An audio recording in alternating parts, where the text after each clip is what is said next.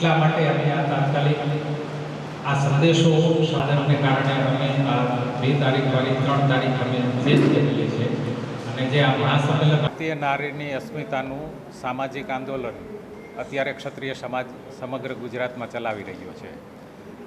લોકશાહીનું પર્વ પણ લોકસભાની ચૂંટણી જે લોકશાહીનું મોટું પર્વ છે તે પણ આવી રહ્યું છે અને ગુજરાતમાં 7 તારીખે મતદાન પણ છે. 2 તારીખના રોજ ભારતના વડાપ્રધાન જ્યારે જામનગરની મુલાકાતે આવી રહ્યા છે ત્યારે ક્ષત્રિય સમાજ જે અત્યાર સુધી શાંતિપૂર્ણ ચૂંટણીની આદર્શ આચારસંહિતાની મર્યાદામાં રહીને જ જે રીતે આદર્શ રીતે વિરોધ દર્શાવી રહ્યો છે તે પ્રમાણે તે કે આપણે વડાપ્રધાન શ્રી જ્યારે જામનગરના મહેમાન બનતા હોય અને ક્ષત્રિય સમાજ જે મહેમાનોને એક અમારી જે પરંપરા મુજબ એનું સ્વાગત કરતા હોય ત્યારે આપણે આવતીકાલે વિરોધ પ્રદર્શન કે આપણે કોઈનાથી ગેરમાર્ગે ન દોરાઈ જાય. રાજકીય અમારું કોઈ આંદોલન રાજકીય આંદોલન નથી, અમારું સામાજિક આંદોલન છે. એટલે રાજકીય બેનિફિટ માટે અમારા યુવાનો ક્યાંય ભટકી ન જાય એ માટે આજે અમે આ પ્રેસ કરેલી છે કે ભાઈ વડાપ્રધાન શ્રી છે એ આખા દેશના વડાપ્રધાન છે અને અમે પણ એમાં ક્ષત્રિય સમાજ પણ આવી જાય છે અને એમને પૂરો આદર આપે છે. અને અમે દરેક સમાજને એ નોંધ લેવાનું કહી છીએ કે ભાઈ ક્ષત્રિય સમાજ છે એ એના પ્રશ્નોને આધારે એ વિરોધ માગ્યો છે. વડાપ્રધાન શ્રી સાથે એનો વિરોધ નથી. અમારે જે કોઈ છે જે એ એક રાજકોટ લોકસભાના જે ઉમેદવાર હતા એમને અભદ્ર ટિપ્પણીને કારણે આખા જે ઉપસ્થિત થયેલું છે અને અમે અમારી આદર્શ જે છે કે ભાઈ જે મહેમાન છે અતિથિ દેવો ભવ જે કહેવાય એ રીતની અમારી પરંપરા જાળવીને અમે આવતીકાલ આ વડાપ્રધાનશ્રીની જે જામનગર મુલાકાત છે એ દરમિયાન આખો દિવસ કાંઈ પણ વિરોધ પ્રદર્શન કરવા અમારા સમાજ તરફથી અમે ન કરી એવી હું જાહેર અપીલ યુવાનોને ખાસ કરીને કરું છું.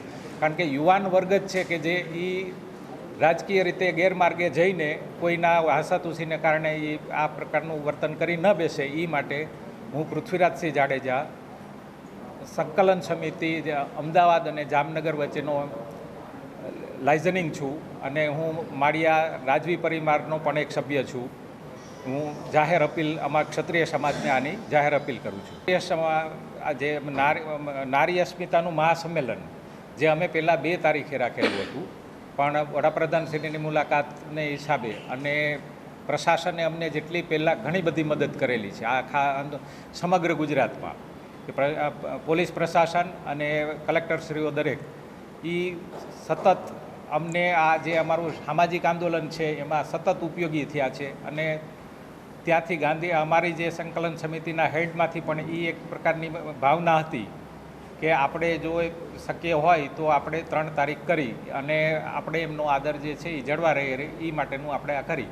એટલે એ હા હવે 3 તારીખનો એજન્ડા અમારો રથ જે ધર્મરથ જે ફરી રહ્યો છે એની પૂર્ણાહુતિ છે અને ખીજડીયા બાયપાસે 4 વાગ્યાથી લઈને લગભગ 8-9 વાગ્યા સુધીનું છે. અને જે અમારા જે બધી જુદી જુદી સંસ્થાઓ છે એના આગેવાનો પણ ત્યાં ઉપસ્થિત રહેવાના છે કે જે ગાંધીનગર અમદાવાદથી જે અમારી સંકલન સમિતિની જે કોર કમિટી છે એના લોકો પણ રમજુભા છે, આપણે વાસુદેવસિંહ છે, કરણસિંહ છે, બધાય નેતાઓ જે છે એ બધાય પધારવાના છે.